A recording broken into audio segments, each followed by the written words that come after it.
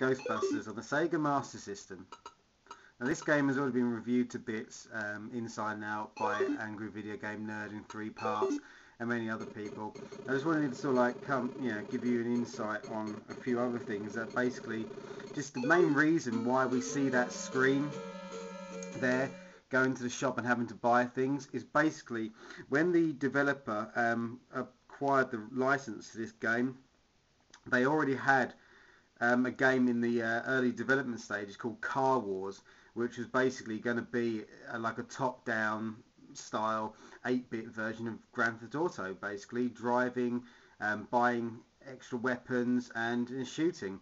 So what they did was they took their skeleton of a game, Car Wars, and converted it to basically make it Ghostbusters. That's why you see the shop, that's why you have a choice of cars, and Ghost Vacuum, Ghost Bait, different items slash what would have been different weapons.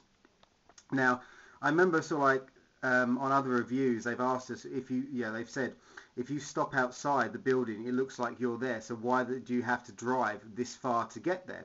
Well, you see, when you're moving your Ghostbusters logo around, dropping the little black dots, what you're doing is they're actually making a point A to point B.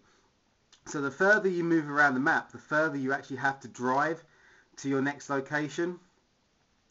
And that's basically the general gist of that. I mean, obviously, Angry Nerd comments about why, there's people walking around the street. Obviously, that's, Vince Clortho, and that's, Zool, the gatekeeper and the keymaster.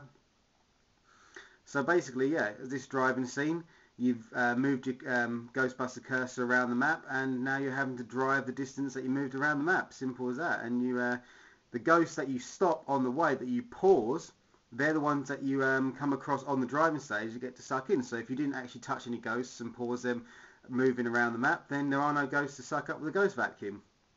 Obviously this version still has the misspelling of Zool, but it does look a lot better than the NES. But then again, the Master System was more powerful than the Nintendo. It just not a lot of decent third-party games developers bothered to actually exploit that. And obviously this game came out later. 3 Ghostbusters again, no 4 Ghostbusters. Yeah, so that's all I really wanted to say, to be honest. Just come on and say why the game feels so alien to what a Ghostbusters game should have been. It was they basically, they took a template and just wrapped Ghostbusters around it rather than creating a Ghostbusters game maybe more in the vein of Contra. 1-2 player Ghostbusters just running around zapping things. I mean, that would have been pretty awesome.